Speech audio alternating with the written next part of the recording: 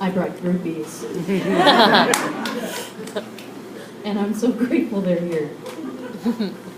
This is a prayer for my West Side community. Our Lady of Guadalupe. Our Lady of Guadalupe, leaning in the Mercado window, make intercession for the West Side. Mystical rose of yellow, red, and blue, protect those who journey through the corners of George, State, and Chavez streets. New Tepeyac, District del Sol. We are the least of your children.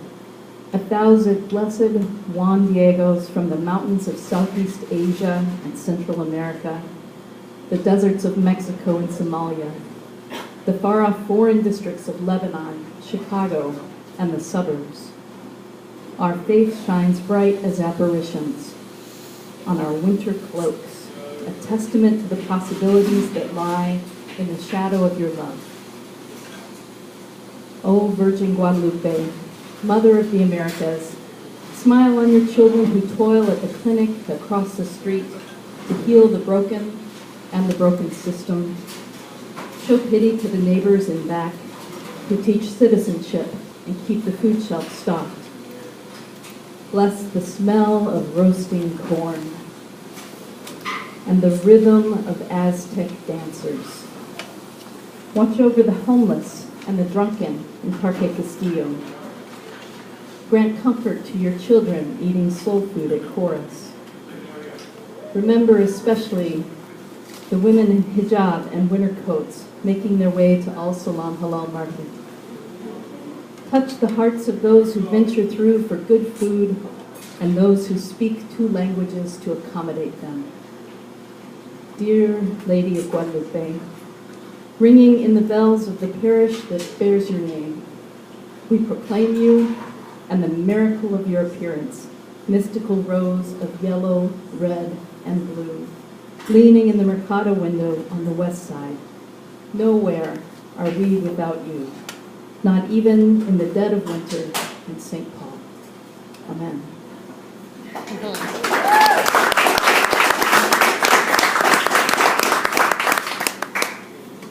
This is for Karen.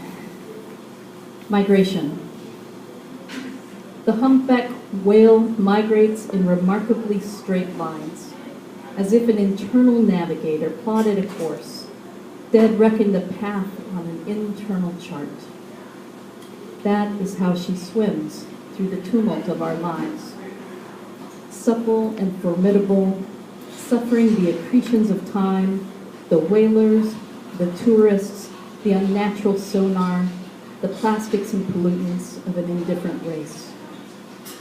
She rises, exhales it all like inconsequential vapor, flips her fluked tail, breaches the surface defiantly. She's not particularly social, but she forms the sort of bonds that outlive their parts. When I fall too deep, she lifts me with her song, takes me in her baleen mouth, carries me until I can swim on my own.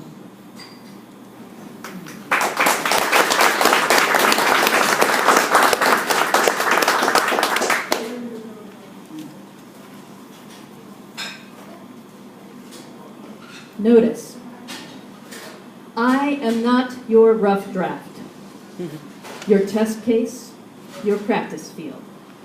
I am not a record of the deepening of your voice or a mirror to help you see new muscles and hair.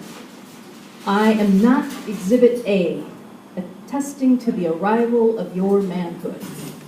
I am not proof that boys will be boys. I am not your teddy bear or the doll you were denied as a boy.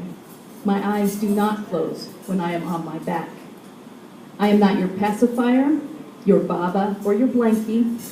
I am not a toy from Santa to remind you you're a good boy. I am not your mommy.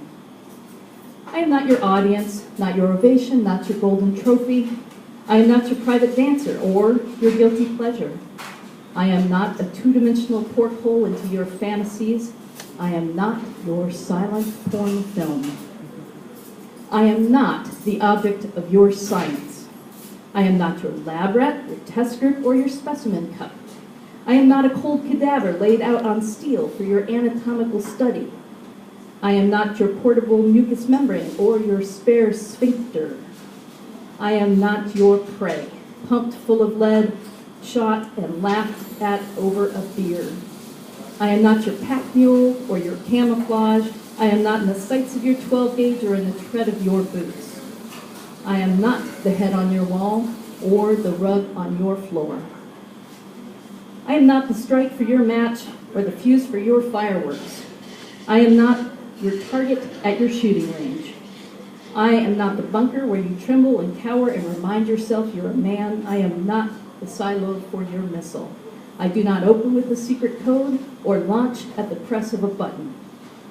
I am not your Gettysburg, not your Dresden, not your Hiroshima, not the oil under your bloody sand.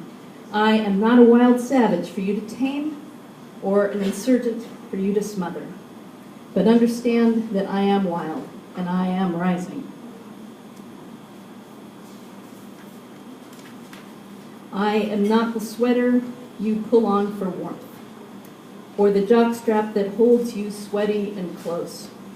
I'm not a sleeve, a cuff, a pant leg, although sometimes I imagine myself your necktie. I am not inside your skin, and you are not inside mine. I'd ask you to walk a mile in my shoes, but that would require you sliding your foot into my soul. I am not your muse or your silent partner. Don't assume I have your back. I am not behind you now, nor will I fly into coal mines on your behalf. Listen carefully. I am not your ladder to the top. I am not your highway to hell. I am not your stepping stone, your vault, or your resume fodder. I am not your temptation, your tease, or your uncontrollable urge. I am not your downfall, not your conquest, and certainly not your victim.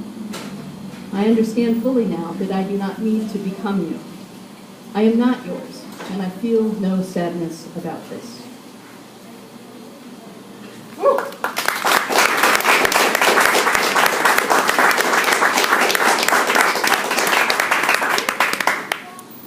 And I'll finish up on a different note, a poem I wrote for my dad called Communion at Thunderbolt Creek. The bones of your great-grandparents lie on the banks of Thunderbolt Creek, among the cedar trees in Kansas haystacks. I spread a memorial picnic among the weathered silk petals, graveside to Margaret and Thomas. I was prepared to commune with the dead, but the soil was dark and the grass was green. I was prepared to commune with the dead, but the creek was running and there was a scurrying in the woods. I was prepared to commune with the dead, but an orange-winged butterfly landed on my blanket.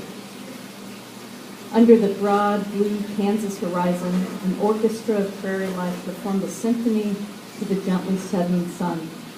Long shadows dancing to the tunes of songbirds and mourning doves and the knocking percussion of woodpeckers. I was prepared to commune with the dead, but at Thunderbolt Creek, even vine-choked cedars give way to life, buzzing with the activity of the bees that carry this prairie's DNA from one generation to the next.